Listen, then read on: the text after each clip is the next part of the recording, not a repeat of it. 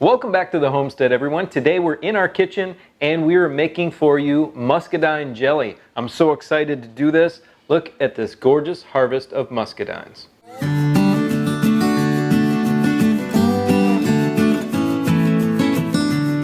We're going to be showing you two different ways to make the jelly today, one without pectin and one with pectin. First things first, let's list the items that you're going to need to make your jelly. You're obviously going to need some sugar and some pectin, your measuring cups, you're going to need a thermometer, a potato masher, of course all of your jelly jars that you're going to can the jelly in. You're going to need some liquid measuring cups also, and you can use one of three different items.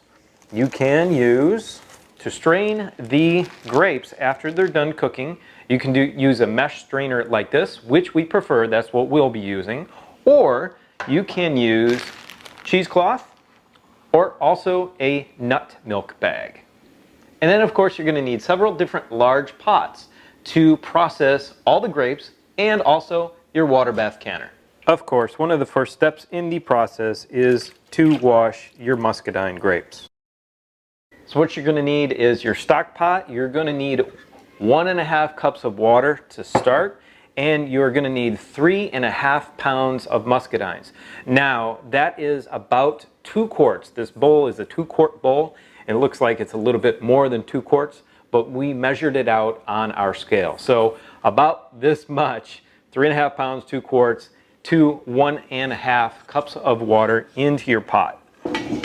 Once our grapes have started to heat up, we're just going to take our potato masher and continue to smash them, smash the skins, break the skins open, and get all that juice out of them. Now there's a little trick you can try to help release more juice from the grapes, and that is, if you can hear, freezing your grapes. A lot of winemakers do that apparently, and that helps to break the cell walls and release more of the juice out of the cells.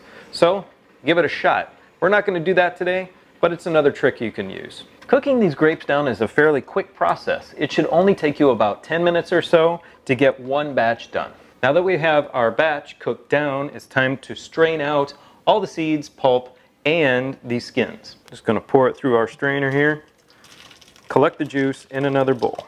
Now you're going to need to also push this through your strainer or sieve, whatever you call it here. Push the juice and continually push these skins out of the way to get all that juice draining through and down into your bowl. Now that we have our juice from our muscadines, we're going to add that back into the pot.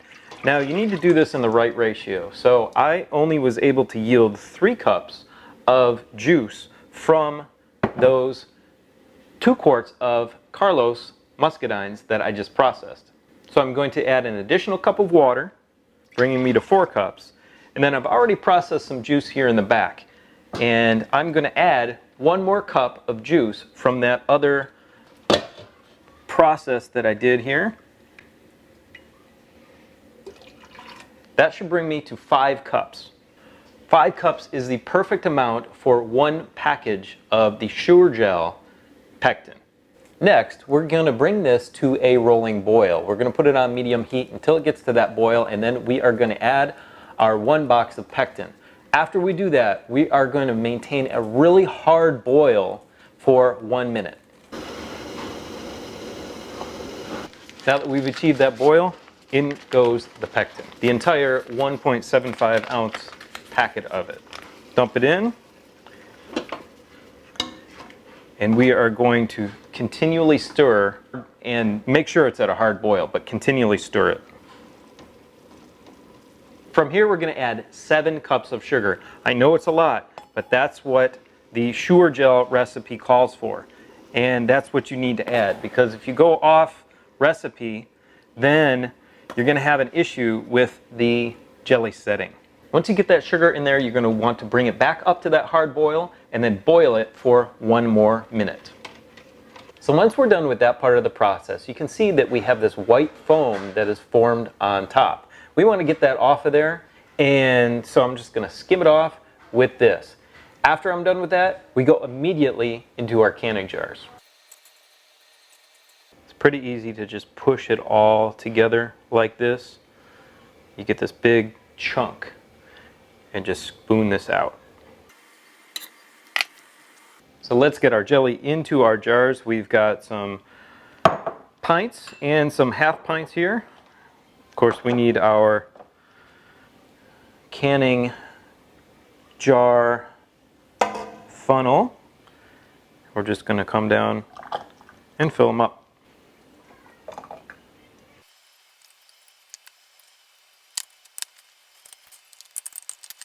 Now, of course, with any type of canning process, you always want to wipe the rim. We're going to put on our lid, sterilized lid. Of course, everything is already sterilized ahead of time. This isn't a canning video. We've got a canning video on canning pears. If you want to learn how to water bath can, that's what we're doing to these. Gently tighten it down, and then we're going to get all of these in our water bath canner to process. Now, at this altitude, we're only about 300 feet above sea level. We're only going to need to process our jelly for 5 minutes in the water bath canner. Check your altitude if you need to make an adjustment. So we're back. We're going to talk about the method of doing it with no pectin, which I personally like. Now, this method uses less sugar, which I personally like. And these two tools are going to be your best friends: a metal spoon and a thermometer. So in our case, we have 6 cups of juice here. So using the 4:3 ratio, we are going to use 4.5 cups of sugar for our 6 cups of juice. Same as before, you want it at a rolling boil. Add your sugar, bring it back up to a rolling boil. Make sure you stir and get that sugar dissolved. The agitation and the heat will bring it back up to a boil very quickly. So I like to call this the old-timey method because this is how it was done before they had additions like pectin in the marketplace. This one, you're going to continue to stir it, and you're going to check the temperature. You want it about 220 degrees for about 8 minutes. That's going to help set everything up and start to reduce the juice and sugar itself into a jelly-like consistency.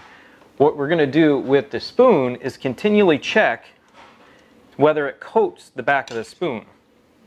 Now, obviously, it's incredibly liquidy and runny right now, but once it coats the back of that spoon and you can kind of run your finger through it, you'll see that on my raspberry jam video that I did about a year and a half ago. I'll link it right up here. But once it coats the back of that spoon, you know you're very, very close.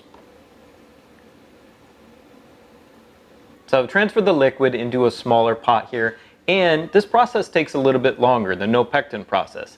This has been reducing for about 35 minutes. Let's check it on the back of our spoon to see how it's coming along.